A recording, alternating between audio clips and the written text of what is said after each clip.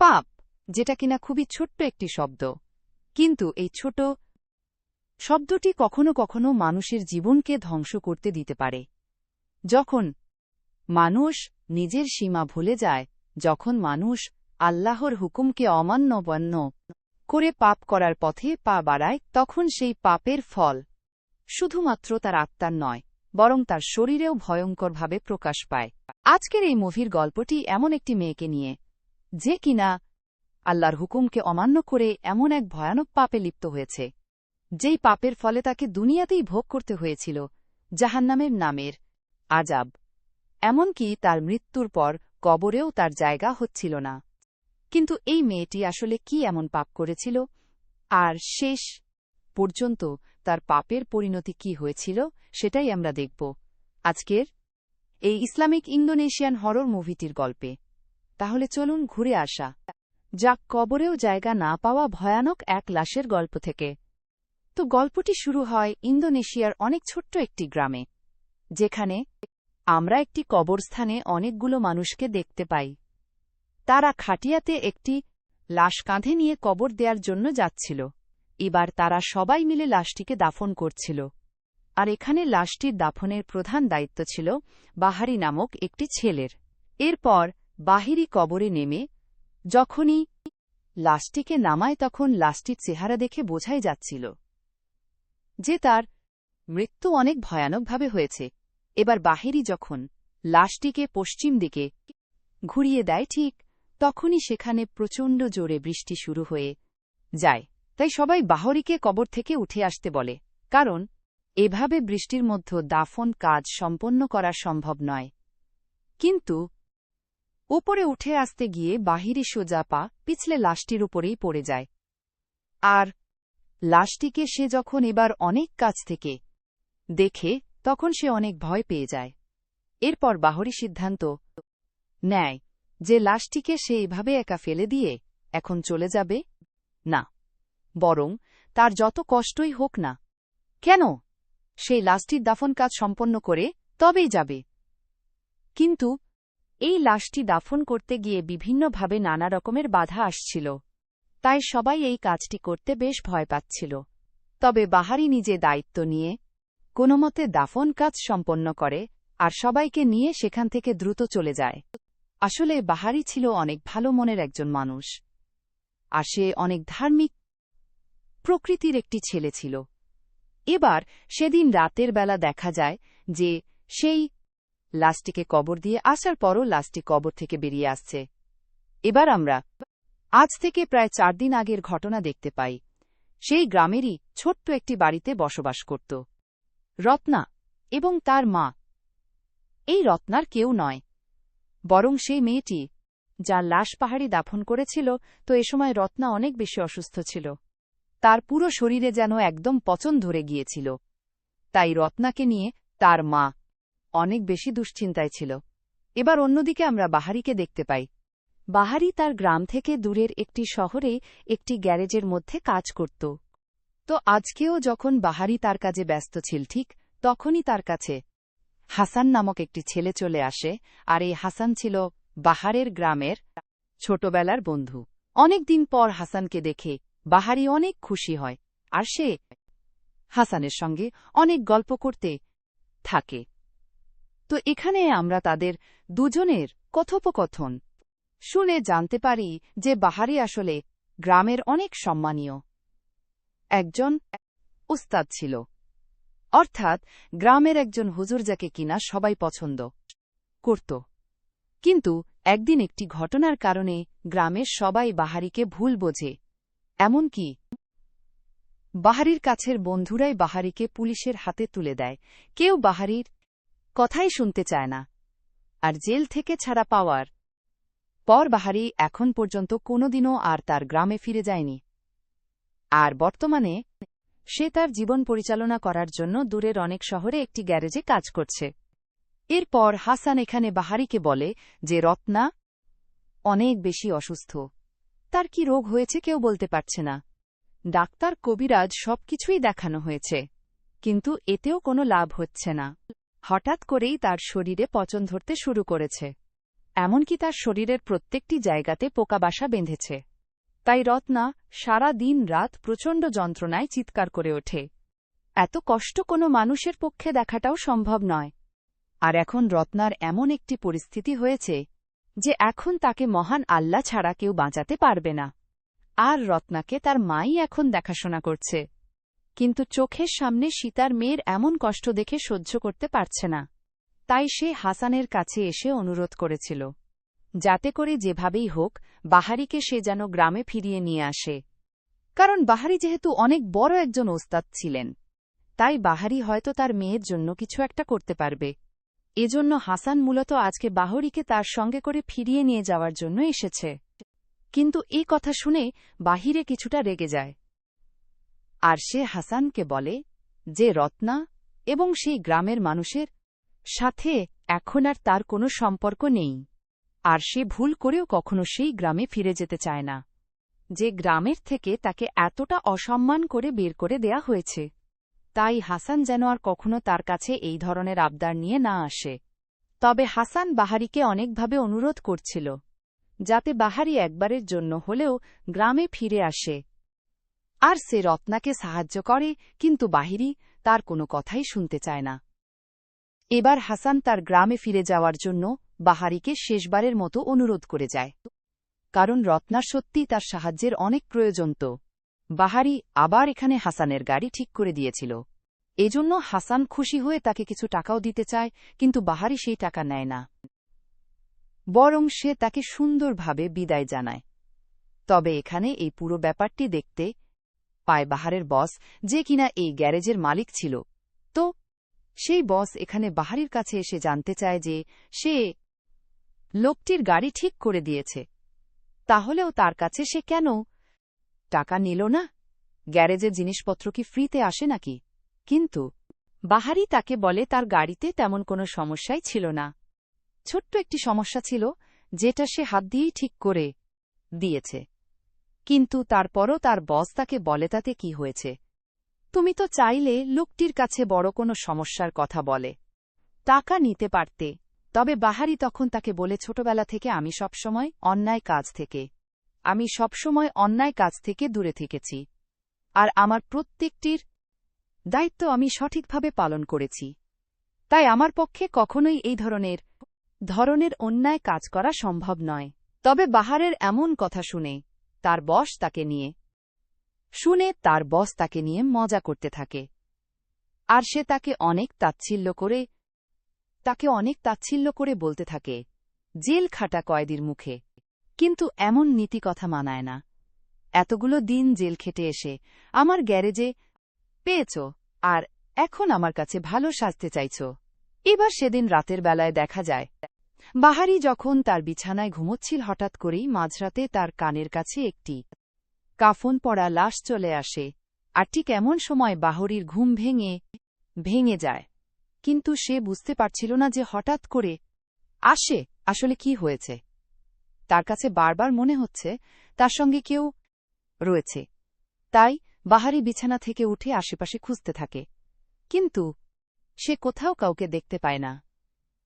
তাই তার মনে হয় যে সবকিছু হয়তো তার মনের ভুল। এজন্য সে আবারও ঘুমোতে তার বিছানায় ফিরে যায়। কিন্তু এমন সময় সে বাহির থেকে কারো আর্তনাদের আওয়াজ শুনতে পায়, যে কিনা তার কাছে সাহায্য চাইছে। তাই বাহিরে তখন সেই আওয়াজ ফলো করতে করতে বাহিরে চলে আসে। আর সে একটি গাড়ির সামনে এসে দেখতে পায় যে সেই গাড়ির মধ্যে শিকল দিয়ে বাঁধা অবস্থায় রত্না রয়েছে। আর সে এখানে কাঁদতে কাঁদতে বলছে যে তার প্রচণ্ড কষ্ট হচ্ছে। রত্নার এমন অবস্থা দেখে বাহারের খুবই খারাপ লাগছিল। এরপর সে রত্নাকে সেখান থেকে বের করতেই যাবে, কিন্তু ঠিক তখনই রত্নার গলায় যে শেকলটি ছিল সেটা রত্নাকে সেখান থেকে টেনে নিয়ে যায়, আর রত্ন সঙ্গে সঙ্গে গায়েব হয়ে যায়। এমন পরিস্থিতি দেখে বাহারি বুঝতে পারে যে হয়তো কোনো কালো জাদুর কারণে। বাহারি এখানে সিদ্ধান্ত নেয় যে সে এক্ষুনি গ্রামে ফিরবে আর রত্নাকে সুস্থ করার চেষ্টা করবে।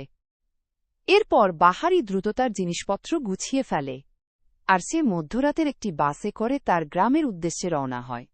কিন্তু মাঝপথে বাহারি দেখতে পায় যে রাস্তার মধ্যে অনেক বড় একটি অ্যাক্সিডেন্ট ঘটেছে, তাই রাস্তা সাময়িকভাবে বন্ধ হয়ে আছে।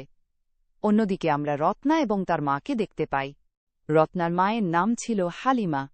হালিমা তার মেয়ের অবস্থা দেখে অনেক কষ্ট পাচ্ছিল। সে এখানে তার মেয়েকে অনেক যত্ন সহকারে খাইয়ে দিচ্ছিল। এরপর ঠিক এমন সময় রত্নাদের বাড়ির সামনে আসেফ নামক একটি ছেলে এসে হালিমাকে ডাকে। হালিমা তখন বেরিয়ে এসে তার কাছে জানতে চায় যে হঠাৎ করে এ সময় সে কেন এখানে এসেছে। আসেফ তখন তাকে বলে, আমি কেন এসেছি আপনি বুঝতে পারছেন না। আপনি আপনার এই অসুস্থ মেয়েকে মেরে ফেলছেন না কেন না জানি। মেয়েটা কি এমন পাপ করেছে যার কারণে আল্লাহ তাকে এত বড় শাস্তি দিচ্ছে? তারপরে এই পাপের বোঝা আপনি মাথায় নিয়ে বেড়াচ্ছেন। তাই যত দ্রুত সম্ভব আপনার মেয়েকে মেরে ফেলার ব্যবস্থা করুন। কিন্তু এমন কথা শুনে হালিমা তখন তাকে বলে, তুমিও তো কিছুদিন পর একজন সন্তানের বাবা হতে যাচ্ছ। একবার চিন্তা করে দেখো তো, তুমি কি কখনো তোমার সন্তানকে নিজের হাতে মেরে ফেলতে পারবে? এখন এই সমস্ত বিষয় নিয়ে আসিফের সঙ্গে তার অনেক কথা কাটাকাটি হয়। আর কথার এক পর্যায়ে আমরা জানতে পারি যে অনেক বছর আগে রত্নার বাবা আসিফের কাছ থেকে অনেক টাকা লোন নিয়েছিল। আর সেই লোন পরিশোধ করতে না পারার কারণে হঠাৎ ওরে একদিন নিজের হাতে নিজের জীবন শেষ করে দেয়, যার ফলে আসতে তার পাওনা টাকা ফেরত পায় না। এজন্য রত্না এবং রত্নার মায়ের উপর তার অনেক দিন আগে থেকে অনেক ক্ষোভ জমে আছে, তাই সে সবসময় তাদের পেছনে লেগে থাকে। এবার অন্যদিকে আমরা বাহারিকে দেখতে পাই। বাহারি কোনোমতে সেই বাসে করে তার গ্রামে এসে পৌঁছয়। গ্রামে পৌঁছে বাহিরি প্রথমে তার বন্ধু হাসানের বাড়িতে চলে যায়। হাসান তাকে দেখে অনেক খুশি হয়ে যায়, কারণ সে জানত যে যা কিছুই হয়ে যাক বাহি নিশ্চয়ই আসবে। এদিকে দেখা যায় বাহরিকে দেখে গ্রামবাসীরা খুব একটা খুশি ছিল না। তারা খুবই অদ্ভুতভাবে বাহরির দিকে তাকিয়ে ছিল। এবার হাসান এখানে বাহারিকে জানায় যে তাকে সর্বপ্রথম ফাতে নামক একজন ব্যক্তির সাথে দেখা করতে হবে। হাসান তখন বাহারিকে সোজা ফাতে দেখা করানোর জন্য নিয়ে যায়। আর এখানে দেখা যায় বাহারি ফাতেকে দেখে অনেক খুশি হয়ে যায়। সে এসেই সঙ্গে সঙ্গে ফাতেকে অনেক সম্মান জানায়, কারণ ফাতে আসলে অনেক ভালো একজন মানুষ ছিল। আর ছোটবেলা থেকে বাহারিকে সেই লালন পালন করেছে, তাই এতদিন পর বাহারি তাকে দেখে অনেক খুশি ছিল। এরপর ফতেহি এখানে তার স্ত্রীকে বলে বাহারির জন্য তার পছন্দের যত খাবার আছে সবকিছু রান্না করতে। ফাতে স্ত্রীও বাহারিকে অনেক পছন্দ করত। এরপর ফাতেহি এখানে বাহারির কাছে জানতে চায় যে সে কি এই গ্রামে রত্নার জন্যই ফিরে এসেছে। তবে বাহারি এখানে এই প্রশ্নের সোজা কোনো উত্তর না দিয়ে কথা ঘোরানোর চেষ্টা করছিল। ফলে ফাতে বুঝে যায় যে বাহিরি এখানে রত্নার জন্যই এসেছে। ফাতে তখন বাহারিকে বলে, কোনো সমস্যা নেই, আমি নিজেও যদি এখন আগের মতোই সুস্থ থাকতাম তারপর আমি নিশ্চয়ই রত্নাকে সাহায্য করতাম। আসলে ফাতেও একসময় একজন উস্তাদ ছিল। এরপর ফাতেহার সঙ্গে কথা শেষ হওয়ার পর সেখানে মাত নামক একটি বাচ্চা আসে। সে তখন বাহারিকে একটি রুমে নিয়ে যায় যাতে করে বাহারি সেখানে থাকতে পারে। এবার আমরা বেশ কয়েক বছর আগের ঘটনা দেখতে পাই, যেখানে বাহারি রত্নার সঙ্গে বসে গল্প করছিল। আসলে বাহারি এবং রত্না ছোটবেলা থেকে একসঙ্গেই বড় হয়েছে, আর যখন থেকেই তারা বুঝতে শিখেছে তখন থেকেই তারা একে অপরকে ভালোবেসে এসেছে। তবে সবসময় তাদের মাঝখানে চলে আসত, কারণ আসেফও মূলত রত্নাকে সবসময় বিয়ে করতে চাইত, তবে রত্না তাকে কোনো পাত্তাই দিত না। আর এখানে আমরা এসব কিছু দেখে হাসানের কাছে রত্নার কথা শুনে অবাক হয়েছিল। আর কেন সে রত্নার বিপদ দেখতে পেয়ে নিজেকে আটকে রাখতে পারেনি। এবার পরের দিন সকালবেলা আমরা বাহারিকে দেখতে পাই। ঠিক এমন সময় তার কাছে মাত নামক সেই ছেলেটি এসে জানায় যে ফাতে তাকে ডেকেছে। বাহিরি তখন সঙ্গে সঙ্গে ফাতের কাছে চলে যায়। ফাতে তখন বাহারির কাছে জানতে চায় যে বাহারি কি ঠিক আছে। অনেক সময় যাবত চুপচাপ থাকার পর বাহারি তখন ফাতেকে জানায় যে সে একদমই ঠিক নেই, কারণ সে এখন পর্যন্ত তার অতীতের কোনো কিছুই ভুলতে পারেনি। তার বন্ধুরা তার সঙ্গে কিভাবে প্রতারণা করে তাকে জেলে পাঠিয়েছে সেটাও সে ভুলেনি। প্রতিনিয়ত এই সমস্ত ঘটনা তাকে অনেক যন্ত্রণা দেয়। আসলে বাহারি একজন হুজুরের পাশাপাশি মানুষের রুকাইয়া করত, অর্থাৎ কারো উপর জিন আছর করলে বাহিরে তাকে সারিয়ে তুলতে পারত। তো এভাবেই একদিন সে একটি মেয়ে রুকাইয়া করতে যায়, কিন্তু দেখা যায় রুকাইয়া করার কিছুক্ষণ পরেই মেয়েটি মারা যায়।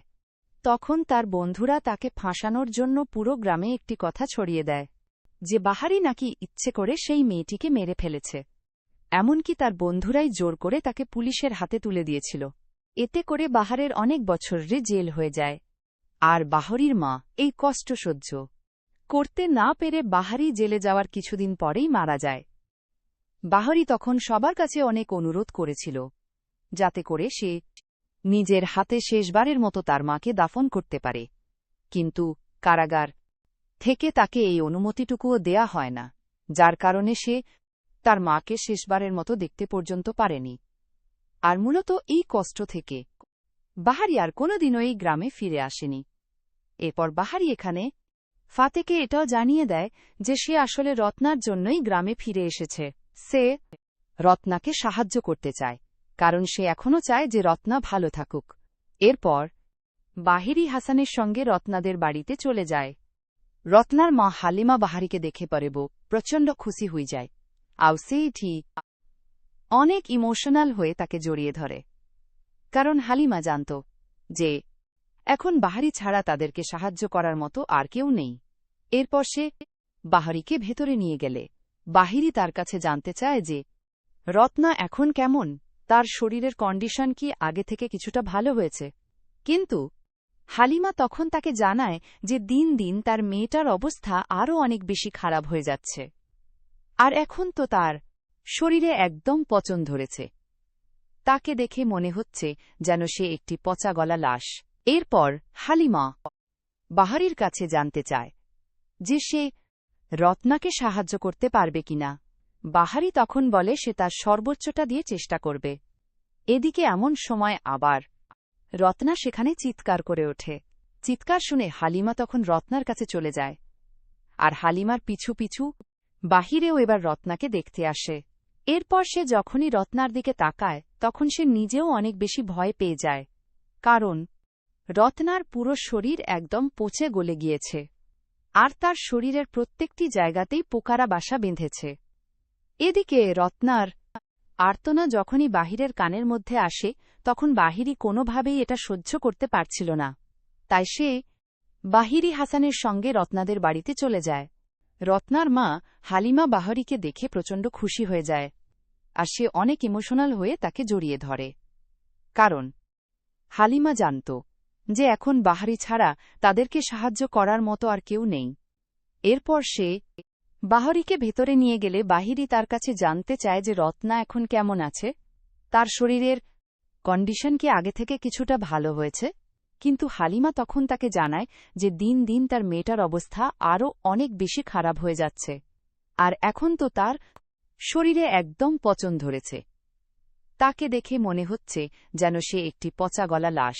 এরপর হালিমা দৌড়ে বাহিরে চলে আসে, আর সে হাসানকে জানায় যে তার পক্ষে রত্নার রুকাইয়া করা সম্ভব নয়।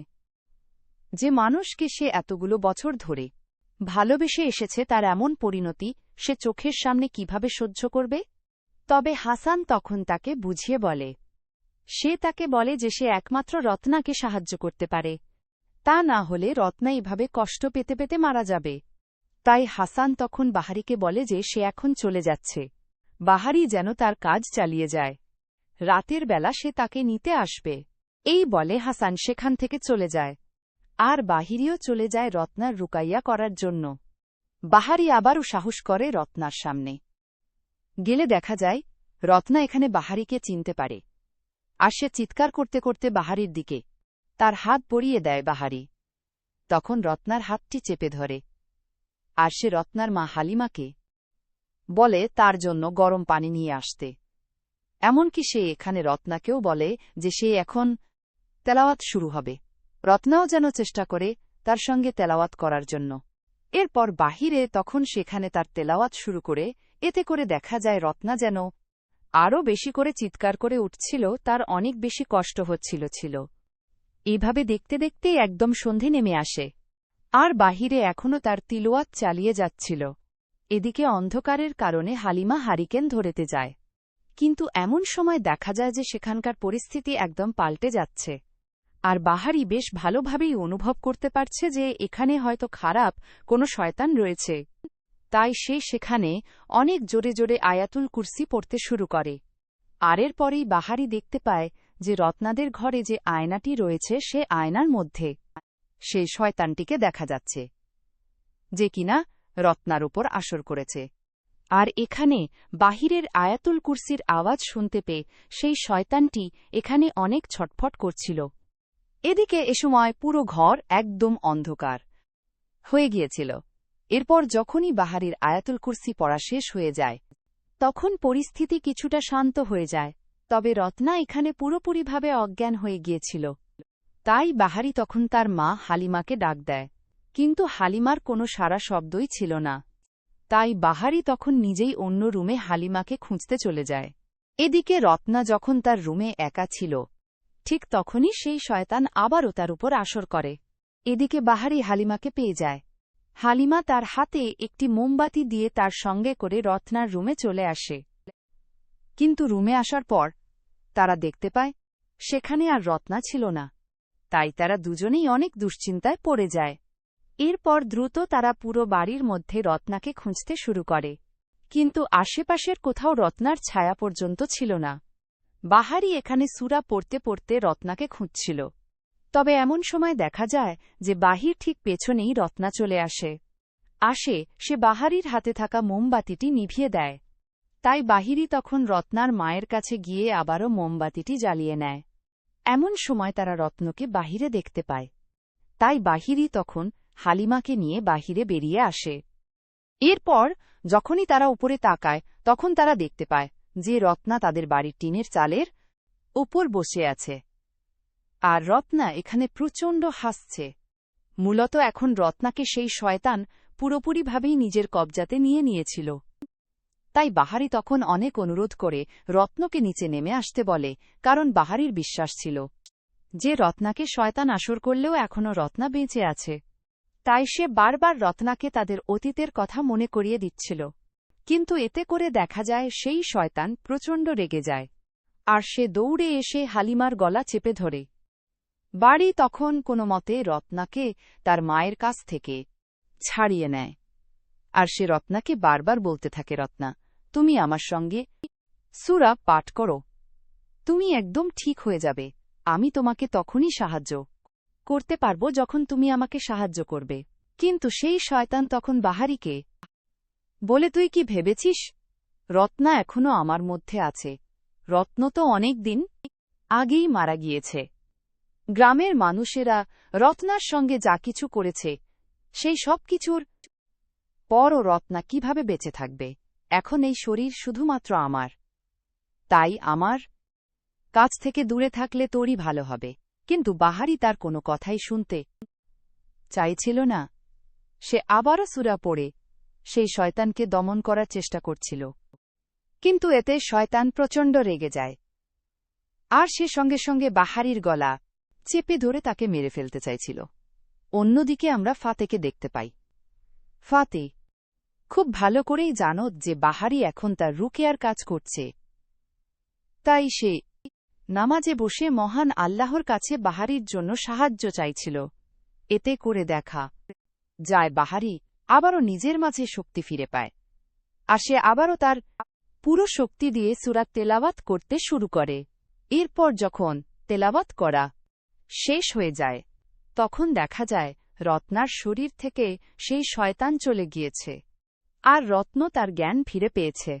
কিন্তু কিছুক্ষণ পরেই দেখা যায় রত্না এখানে শেষ একটি শব্দ বলে, সেটা হল মা।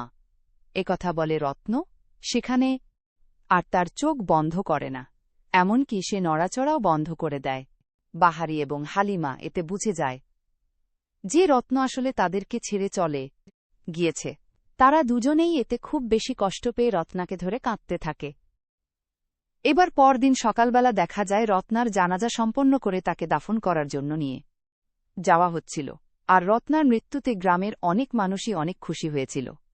এবার মাঝপথে দেখা যায় সেখানে আসিফ এবং তার বন্ধুরা বাহারিকে ডেকে একপাশে নিয়ে আসে, আর তারা বাহারিকে বলে যে তারা কিছুতেই রত্নাকে গ্রামের কবরস্থানে কবর দিতে পারবে না, তাই বাহারি যেন রত্নাকে অন্য কোথাও নিয়ে কবর দিয়ে আসে। কিন্তু বাহারি এখানে তাদেরকে পরিষ্কারভাবে জানিয়ে দেয় যে রত্নার কবর তার বাবার পাশেই হবে, কারণ এটা হচ্ছে রত্নার অধিকার, আর যদি কেউ তাকে এই কাজে বাধা দিতে আসে তাহলে সে পুলিশকে খবর দিতে বাধ্য হবে। একথা বলে বাহিরে চলে যায় রত্নার দাফন সম্পন্ন করার জন্য। এবার আমরা ঠিক সে দৃশ্যটি দেখতে পাই যেটা আমরা মুভির শুরুতে দেখেছিলাম। বাহারি এবং বাকি সবাই রত্নার দাফন সম্পন্ন করে চলে যাওয়ার পর রাতের বেলা দেখা যায় রত্নার শরীরে আবারও সেই শয়তান জেগে ওঠে, যার ফলে রত্নার হাত কবর থেকে বাহিরে বেরিয়ে আসে। অন্যদিকে আমরা রত্নার মা হালিমাকে দেখতে পাই, যে কিনা রত্নার জন্য মহান আল্লাহর কাছে দোয়া করছিল। তবে এমন সময় দেখা যায় সেখানকার দেয়ালে টানানো রত্নার একটি ছবি সোজা মাটিতে পড়ে যায়। এটা দেখে হালিমা কিছুটা ভয় পেয়ে গেলেও ছবিটিকে সে বুকে জড়িয়ে নেয়। অন্যদিকে আমরা আসিফকে দেখতে পাই, সে তার স্ত্রী ইয়ানের সঙ্গে কথা বলছিল, যে কিনা কিছুদিন পরেই একটি সন্তান জন্ম দেবে। তো ইয়ান এখানে আসিফের কাছে আম খেতে চায়, আসে তখন তার সন্তানের কথা ভেবে আম আনতে চলে যায়। এরপর দেখা যায় ইয়ান তাদের পানির কুয়া থেকে পানি তুলছিল, কিন্তু বানের বালতির মধ্যে একটি সাপ উঠে আসে। এটা দেখে ইয়ান প্রচণ্ড ভয় পেয়ে যায়, আর এমন সময় দেখা যায় হঠাৎ করেই তার পেট আরও অনেক বেশি ফুলে উঠতে শুরু করে, আর তার পেট থেকে রক্ত পড়তে থাকে। এসব কিছু দেখে ইয়ান অনেক বেশি ভয় পেয়ে যায়, আর যখনই সেই সাপটি ইয়ানের দিকে এগিয়ে আসতেই যাবে তখন ইয়ান কোনো মতে দূরে সরে গিয়ে তার দরজার সামনে চলে যায়। আর এমন সময় তার মনে হয় যে তার পেছনে কেউ একজন দাঁড়িয়ে আছে, যেটা কিনা আসলে ছিল রত্নার লাশ। তবে ইয়ান যখনই পেছনে ঘুরে তাকায় তখন সে সেখানে কাউকেই দেখতে পায় না। তবে ঠিক তখনই ইয়ানের চোখের সামনে একদম রত্নার লাশটি চলে আসে। ইয়ানিতে প্রচণ্ড ভয় পেয়ে গিয়ে সেখানে অজ্ঞান হয়ে যায়। অন্যদিকে কবরস্থানে আমরা রত্নার আসল লাশটিকে দেখতে পাই। রত্নার পুরো অর্ধেক লাশ এখন কবর থেকে বাহিরে বেরিয়ে এসেছে। এবার পরের দিন সকালে দেখা যায় আসিফ তার বাড়ির সামনে বসে কাঁদছিল, কারণ গতকাল রাতে তার মৃত সন্তান হয়েছে। আর তার স্ত্রী ইয়াং তাকে সবকিছু খুলে বলেছে যে গতকাল রাতে তার সঙ্গে আসলে কি ঘটেছিল। এমন সময় সেখানে আবার আসিফের দাদাং নামক একজন বন্ধু আসে। দাদাং তখন আসিফের কাছে জানতে চায় যে তার কি হয়েছে, সে এখানে বসে এভাবে কাঁদছে কেন। আসিফ তখন তাকে সবকিছু খুলে বলে, আর সবকিছু শুনে দাদান তখন তাকে বলে যে সবকিছু হয়েছে ওই বাহারির জন্য, কারণ বাহারি যদি তাদের কথা শুনে রত্নাকে এই গ্রামের মধ্যে দাফন না করত তাহলে এমন কিছুই হতো না। ওই অভিশপ্ত রত্নার জন্যই এসব কিছু ঘটছে। আসিফ তখন দাদাংকে বলে যে যেভাবেই হোক সে বাহিরের উপর তার প্রতিশোধ নেবেই। অন্যদিকে আমরা বাহারিকে দেখতে পাই। বাহারি এখনও রত্নার ব্যাপারেই চিন্তা করছিল। সে বারবার ভাবছিল গ্রামবাসীরা রত্নার সঙ্গে এমন কি করেছে যার জন্য রত্নার এই পরিণতি হয়েছে। বাহারি তখনই পুরো বিষয়টি তার বন্ধু হাসানের কাছে জানতে চায়। হাসান তখন বাহারিকে জানায় যে বাহারি যখন এই গ্রাম ছেড়ে চিরদিনের জন্য চলে গিয়েছিল তখন রত্নার বাবা অনেক বড় একটি লোনের বোঝায় জর্জরিত ছিল, যার ফলে গ্রামের সবাই তাদের উপর চাপ সৃষ্টি করছিল, এমনকি তাদের পুরো পরিবারকে ধ্বংস করে দেওয়ার হুমকি দিয়েছিল। এজন্য রত্নার বাবা এসব কিছু সূচনা করতে পেরে নিজেই নিজেকে শেষ করে ফেলে। ফলে রত্নার মা এবং রত্না অনেক বেশি অসহায় হয়ে পড়ে, কারণ তাদের সংসার চালানোর মতো তখন আর কোনো লভ ছিল না। এরপর দেখা যায় কিছুদিন পরেই রত্না একদম গায়েব হয়ে যায়। তবে জানা যায় যে রত্নাকে শেষবারের মতো আসিফের বন্ধু বোরহান দেখেছিল। বাহারি তখন বাকি ঘটনা জানার জন্য বোরহানের কাছে চলে যায়, আর সে বোরহানের কাছে জানতে চায় যে সে শেষবার রত্নাকে কোথায় দেখেছিল। বোরহান তখন বাহারিকে বলে যে রত্না আসলে গ্রাম ছেড়ে শহরের একটি ক্লাবে জয়েন হয়েছিল।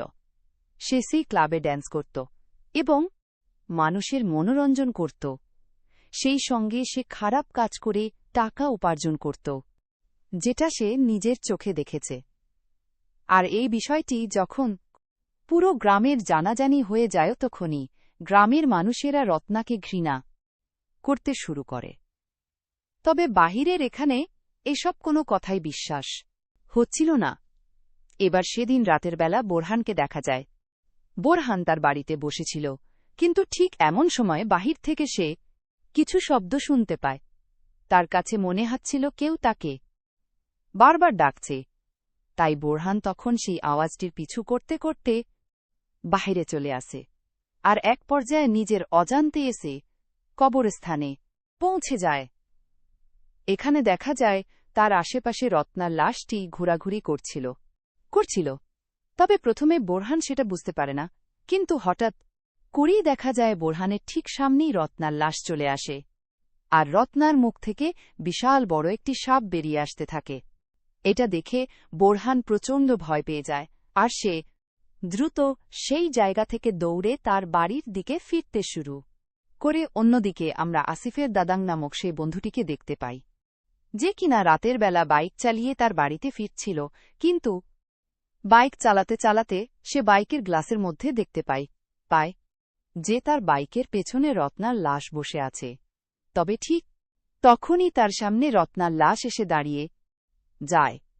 দাদা প্রচণ্ড ভয় পেয়ে যায়, আর সে কোনো মতে তার বাইকটি ঘুরিয়ে সেখান থেকে পালিয়ে যায়। এদিকে ততক্ষণেই বোরহান তার বাড়িতে ফিরে আসে, আর বোরহানকে এত চিন্তিত দেখে তার ওয়াইফ তখন তার কাছে আসে। এরপর বোরহান যখনই তার ওয়াইফের কাছে আসে ঠিক তখনই সে দেখতে পায় যে এটা তার ওয়াইফ নয়, বরং এটা রত্নার লাশ, যেটা দেখে বোরহান প্রচণ্ড ভয় পেয়ে যায়। এদিকে দেখা যায় তার ওয়াইফ আসলে ডাইনিং রুমে কাজ করছিল। এরপর তার ওয়াইফ যখন কাজ শেষ করে তাদের বেডরুমে যায়, ঠিক তখনই সে সেখানে প্রচণ্ড জোরে চিৎকার করে ওঠে, কারণ সে দেখতে পায় বোরহান সেখানে নিজেকে শেষ করে দিয়েছে। এরপর মুহূর্তের মধ্যেই বোরহানের মৃত্যুর খবর পুরো গ্রামের মধ্যে ছড়িয়ে পড়ে। অন্যদিকে বাহরি যখন এই খবরটি জানতে পারে, তারপর সেও অনেক বেশি দুশ্চিন্তায় পড়ে যায়, কারণ সে বুঝতে পারছিল না যে এসব ঘটনা কেন ঘটছে। এমন সময় ফাতে তখন তাকে বলে যে বাহারি হয়তো ভাবছে যে সমস্ত কিছু রত্না করছে, কিন্তু হাদিসে এটা স্পষ্টভাবে বলা আছে যে যখন কোন মানুষ মৃত্যুবরণ করে তখন তার আত্মা বারজাখের দুনিয়ায় পৌঁছে যায়, সে আর চাইলেও কখনো পৃথিবীতে থাকতে পারে না। অর্থাৎ এখন গ্রামে যে সমস্ত ঘটনা ঘটছে সেগুলো রত্নার আত্মা না, বরং রত্নার ভেতরে থাকা সেই শয়তান করে বেড়াচ্ছে। অন্যদিকে আমরা রত্নার মা হালিমাকে দেখতে পাই। সে গ্রামবাসীর চোখের আড়লে লুকিয়ে লুকিয়ে কবরস্থানে আসে, যাতে করে সীতার মেয়ের কবরটিকে জিয়ারত করতে পারে। তবে যখনই সে রত্নার কবরের সামনে এসে পৌঁছয় তখন সে দেখতে পায় যে কবর থেকে রত্নার অর্ধেক লাশ বেরিয়ে এসেছে। সে তখন তার মেয়ে লাশটিকে দৌড়ে গিয়ে জড়িয়ে ধরে। এমন সময় সে দেখতে পায় রত্নার কবরের কাছে কেউ ফুল রেখে গিয়েছে। হালিমা তখন সেই ফুলগুলোকে ছুঁড়ে ফেলে। এরপর সে রত্নার লাশটিকে ঠিকঠাক করে সেখানে একটি কাপড় দিয়ে দেয়, আর সে আকাশের দিকে তাকিয়ে আল্লাহর কাছে মন থেকে দোয়া করতে থাকে, যাতে করে আল্লাহ তার মেয়ে রত্নাকে ক্ষমা করে দেয়। এবার অন্যদিকে গ্রামের একটি ছেলেকে দেখা যায়, যে কিনা নামাজ পড়ার জন্য অজু করছিল। এরপর যখনই সে সামনের দিকে তাকায় তখনই সে প্রচণ্ড ভয়ে চিৎকার করে ওঠে, আর সে চিৎকার করতে করতে বাহিরে চলে আসে। এদিকে বাহারি সহ গ্রামের সবাই তার চিৎকার শুনতে পেলে বেরিয়ে আসে। বাহারি দেখতে পায় সেই শয়তানি ছেলেটিকেও বশ করে ফেলেছে, তাই সে সেখানে দ্রুত সূরা পড়তে শুরু করে। তবে এমন সময় দেখা যায় যে গ্রামের আরও একজন মহিলাকে সেই শয়তান বশ করেছে। এইভাবে করে আস্তে আস্তে গ্রামের প্রায় অনেক মানুষই শয়তানের বশে চলে আসছিল। বাহারি তখন সেখানে অনেক জোরে জোরে সূরা পড়ছিল। তবে এমন সময় সেই শয়তান বাহারিকে বলে যে এখন তার আর সূরা পড়ে কোনো লাভ হবে না, কারণ আল্লাহর প্রতি বাহারির ঈমান আস্তে আস্তে অনেকটাই দুর্বল হয়ে এসেছে। তবে বাহারি এখানে সেই শয়তানের কোনো কথা না শুনে সে গ্রামের সবাইকেও তার সঙ্গে সূরা পড়তে বলে। আর এভাবে সূরা পাঠ করা শেষ হলে দেখা যায় সেখানে থাকা প্রত্যেকটি মানুষের শরীর থেকে শয়তান চলে যায়। এদিকে এমন সময় একজন ব্যক্তি এসে বাহারিকে জানায় যে হঠাৎ করে ফাতেহা অনেক বেশি অসুস্থ হয়ে পড়েছে। কথা শুনে বাহারি আর সেখানে এক মুহূর্তও দেরি করে না, বরং সে দ্রুত ফাতেহের কাছে চলে যায়।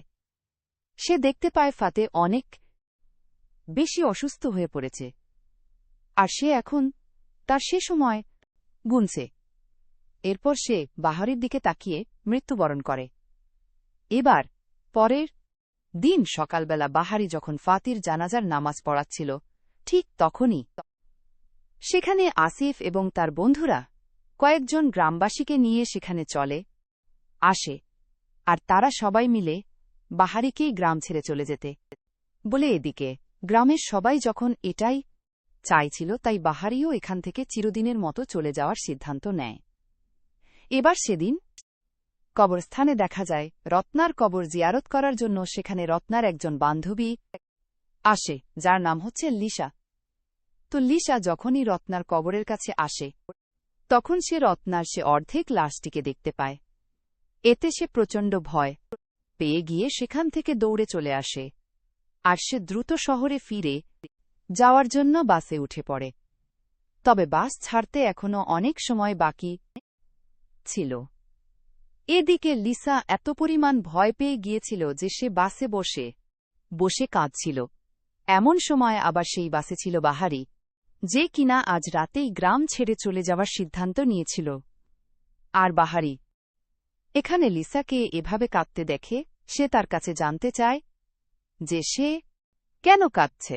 লিসা তখন তাকে সবকিছু খুলে বলে। আর বাহিরে যখন এখানে জানা পারে যে লিসা আসলে রত্নার বান্ধবী, তখন সে তার কাছে রত্নার ব্যাপারে সবকিছু জানতে চায়, যে রত্না আসলে কোথায় ছিল আর শহরে তার সঙ্গে এমন কি ঘটেছিল। লিসা তখন বাহারিকে জানায় যে রত্ন আসলে অনেক ভালো মনের একটি মেয়ে ছিল, সে সবসময় তার উপকার করেছে। আর রত্নার সঙ্গে তার পরিচয় হয়েছিল তাদের সেই ক্লাবে, যেখানে তারা দুজনই একসঙ্গে কাজ করত। তো প্রতিদিনের মতো যখন তারা কাজে ব্যস্ত ছিল, তখন নিশা হঠাৎ করে ওয়াশরুমে যায়, আর ওয়াশরুম থেকে বেরিয়েই দেখতে পায় যে রত্নার কাছে বোরহান এসেছে। আর বোরহান এখানে রত্নার কাছে বারবার টাকা চাইছিল, যে টাকা মূলত তার বাবা ঋণ করে গিয়েছে। আর এ সময় লিসা বোরহানের কাছ থেকে আরও একটি বিষয় শুনতে পায়, সেটা হল রত্নাই টাকা পরিশোধ করার জন্য একটি কালো জাদুর আশ্রয় নিয়েছে। সে বোরহানেরই একজন বন্ধুর মাধ্যমে শয়তানের সঙ্গে চুক্তি করেছে, যেটার মাধ্যমে শয়তান তাকে টাকা দেবে, আর এর বিনিময়ে তাকে 3টি জিনিস স্যাক্রিফাইস করতে হবে। একটি হল মুরগির রক্ত, তারপর ছাগলের রক্ত, এবং তারপর তার সবচেয়ে প্রিয় মানুষের রক্ত। প্রথমে তো রত্না এসব কিছুতে রাজি হয়ে ঢেলো করে ফেলে, আর এতে করে তার অর্ধেক ঋণ শোধও হয়ে যায়। আস্তে আস্তে তার জীবন উন্নত হতে শুরু করে। এরপর সে এক করে মুরগি এবং ছাগলের রক্ত তো দিয়ে দেয়।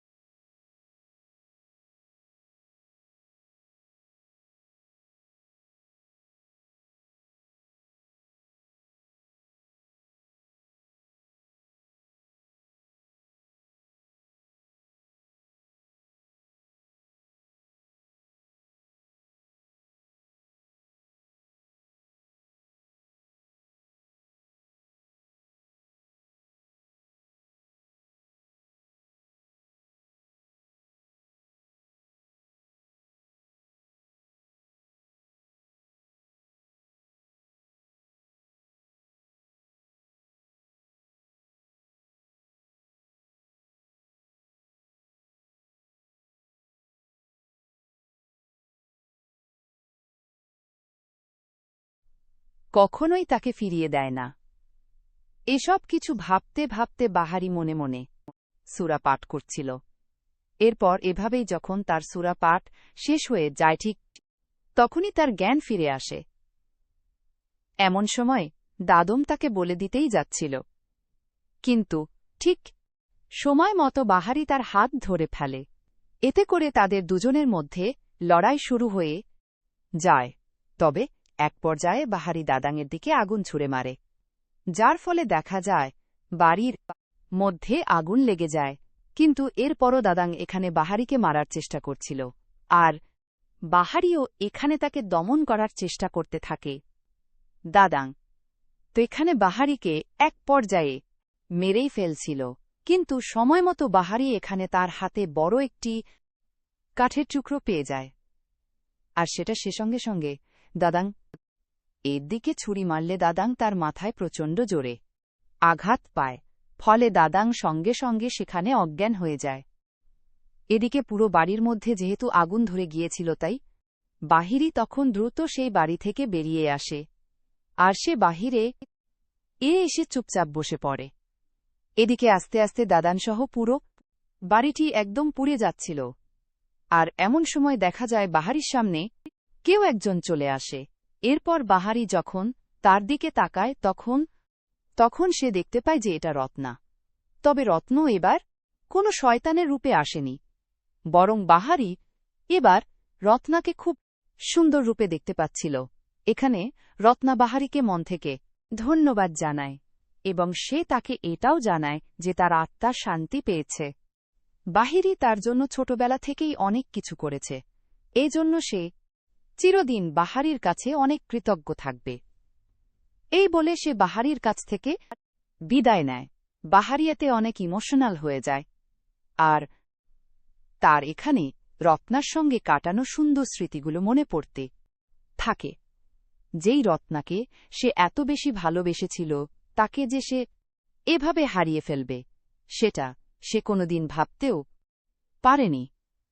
এদিকে দেখা যায় দাদাংয়ের বাড়টির সঙ্গে সঙ্গে দাদামও পুড়ে সেখানে মারা যায়। এবার পরের দিন সকালে হলে দেখা যায় যে পুরো গ্রামবাসীর সামনে দাদা সত্য চলে এসেছিল, আর গ্রামবাসীরা এটাও জানতে পেরেছিল যে রত্ন আসলে কোনো খারাপ মেয়ে নয়, বরং সে অনেক ভালো একজন মানুষ ছিল। তাই গ্রামবাসীরা নিজেদের ভুল বুঝতে পেরে রত্নার কবরকে জিয়ারত করতে এসেছে, যাতে করে রত্নার আত্মা শান্তি পায়।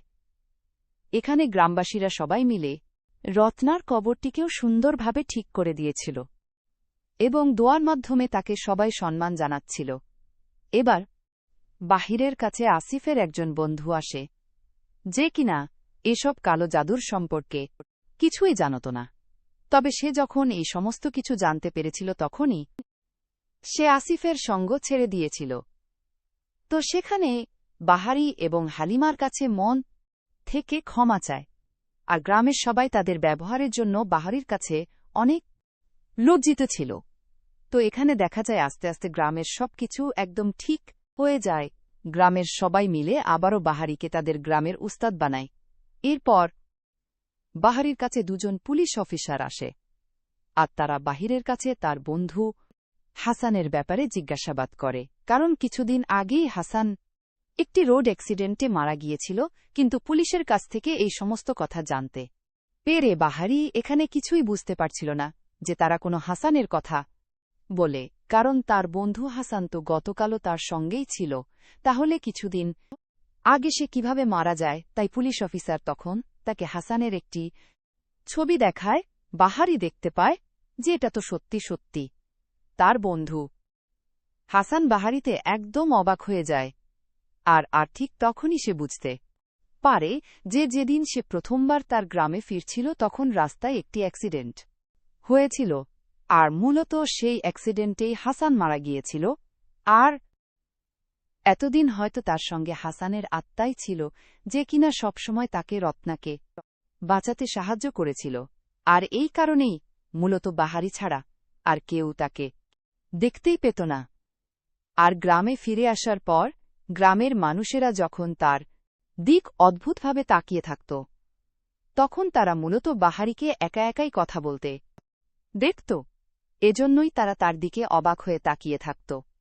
এবার পুলিশ সেখানে বাহারিকে বলে যে তারা হাসানের একজন আপন মানুষকে খুঁজছে, যাতে করে তার লাশটি তারা হস্তান্তর করতে পারে। বাহারি তখন জানায় যে সে হাসানের ভাই, তাই তারা যেন দ্রুত লাশটিকে গ্রামে পৌঁছায়। এবার পুলিশ চলে যাওয়ার পর হাসান সেখানে দাঁড়িয়ে অনেক কাঁদছিল, কারণ সে তার জীবনে সবচাইতে কাছের মানুষগুলোকে হারিয়ে ফেলেছে। এখানে দেখা যায় বাহারির পেছনে হাসান দাঁড়িয়ে আছে, আর হাসান এখানে খুব সুন্দরভাবে হাসছে, অর্থাৎ এই সব কিছুর পর হাসানের আত্মাও শান্তি পেয়েছে। এদিকে বাহারিও এখানে হাসানকে মন থেকে ধন্যবাদ জানায়, তাকে এতটা সাহায্য করে তার জীবন সুন্দর করে তোলার জন্য। আর এভাবে তার প্রিয় মানুষগুলো স্যাক্রিফাইসের বিনিময়ে এখন বাহারি আবারও তার স্বাভাবিক জীবন ফিরে পেয়েছে।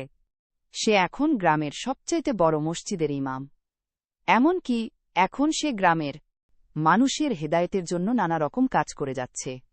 আর সে এখন জীবনের সবকিছু মেনে নিয়ে মহান আল্লাহর উপর ভরসা করে ইসলামের রাস্তায় তার জীবন অতিবাহিত করছে।